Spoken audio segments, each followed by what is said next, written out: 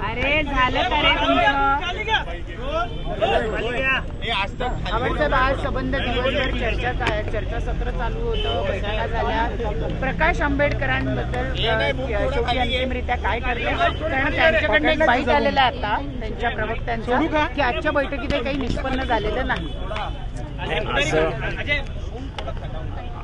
असं जरी ते म्हणत असले तरी आमच्या दृष्टीने मीटिंग सकारात्मक झाली.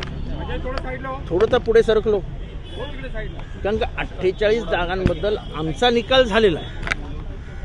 राष्ट्रवादी काँग्रेस आणि शिवसेना यांचा 48 जागांबद्दलचा निकाल झालेला आहे. म्हणजे काय त्याच्यामध्ये फार अंतर राहिलेलं नाही.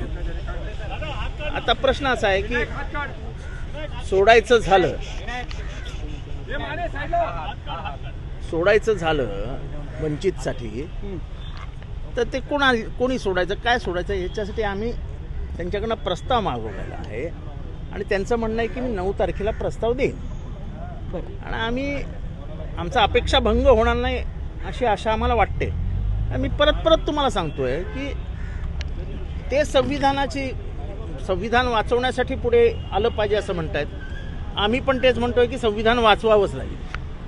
ते म्हणतात या देशाची लोकशाही धोक्यात आहे. आमचंही तेच म्हणणं या देशाची लोकशाही धोक्यात आहे. ते म्हणतात हुकुमशाहीकडे देश चाललाय, आमचंही तेच म्हणणं आहे हुकुमशाहीकडे देश चाललाय. तेव्हा दोघांचे गोलपोस्ट एक आहेत.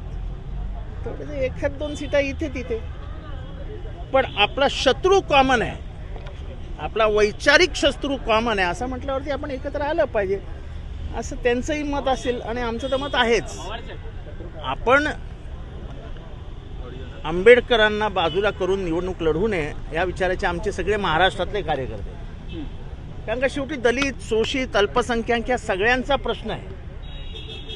प्रश्न महाराष्ट्राच्या अस्तित्वाचा आहे. कारण महाराष्ट्राला सर्वात जास्त इजा झाली आहे. ज्या पद्धतीने केंद्राचा वापर करून सरकार पाडण्यात आलं, ज्या पद्धतीने केंद्राचा वापर करून पक्ष फोडण्यात आले, त्यामुळे सर्वात मोठी इजा ही महाराष्ट्राच्या स्वत्वाला झालेली आहे. जर प्रकाश आंबेडकर 9 तारखेला प्रस्ताव देणार आहेत तर मग आज 48 जागा ज्या आहेत त्या 48 या तुमच्या 3ही पक्षातल्या 48 जागांवर चर्चा झालेली आहे. आमची 48 जागांवर चर्चा झालेली आहे. उमेदवार निश्चित बऱ्यापैकी झाली आहे. त्याने आजही जागांची काही मागणी ठेवली नाही. आम्ही त्यांना सांगितलेलं आहे ते 9 तारखेला ते जागांची मागणी फायनल करते.